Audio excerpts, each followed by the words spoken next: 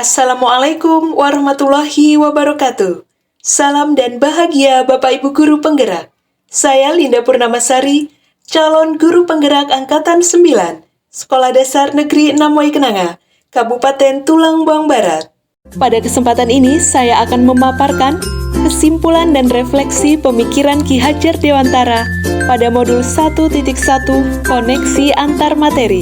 Pendidikan dan pengajaran tidaklah sama. Pengajaran adalah bagian dari pendidikan. Menurut Ki Hajar Dewantara, pengajaran adalah proses pendidikan dalam memberi ilmu untuk kecakapan hidup anak secara lahir dan batin. Sedangkan pendidikan pada hakikatnya adalah menuntun atau memberi tuntunan terhadap segala kekuatan kodrat yang dimiliki anak, agar ia mencapai keselamatan dan kebahagiaan setinggi-tingginya, baik sebagai manusia maupun sebagai anggota masyarakat. Pembelajaran yang dilakukan sebelum mempelajari modul 1.1. Sebelum mempelajari modul 1.1 tentang pemikiran Ki Hajar Dewantara, pembelajaran yang saya lakukan hanya sebatas transfer materi pelajaran saja. Saya menganggap ketuntasan dalam penyampaian materi lebih penting daripada memahami karakteristik peserta didik. Biasanya, saya hanya melihat nilai dari aspek kognitif saja.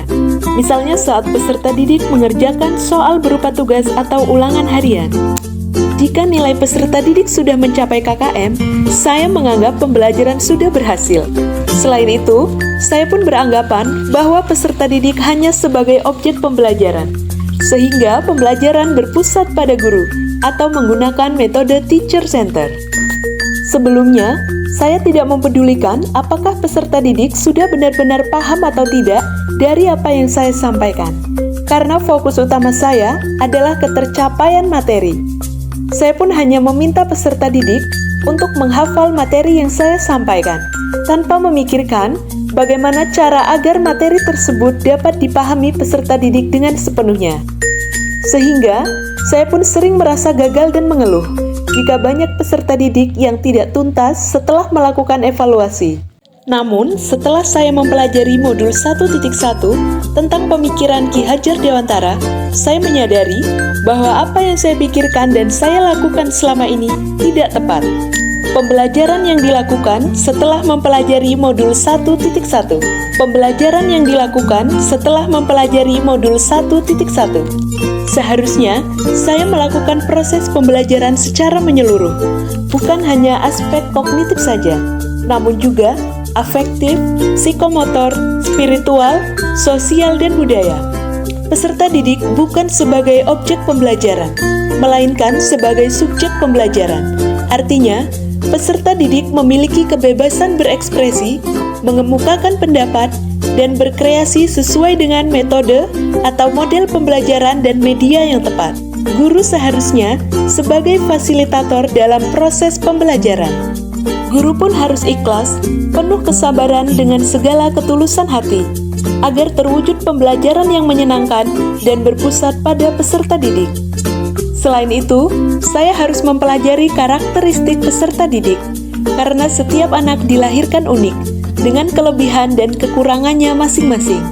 Saya harus menghargai setiap karakter peserta didik. Berikan kesempatan peserta didik untuk tumbuh sesuai dengan kodratnya. Yang dapat segera saya terapkan dalam pembelajaran di kelas adalah merancang pembelajaran yang interaktif dan menyenangkan dengan melibatkan peserta didik sesuai dengan metode student center. Selanjutnya, saya akan menerapkan pembelajaran abad 21, yaitu berpikir kritis, kreatif, komunikasi, dan kolaborasi, dengan berpegang teguh pada konsep memerdekakan peserta didik. Pembelajaran tidak lagi menuntut, tetapi menuntun. Karena tugas guru adalah memberi tuntunan dan arahan yang baik kepada peserta didik. Berusaha menjadi teladan bagi peserta didik, baik dalam perkataan maupun perbuatan.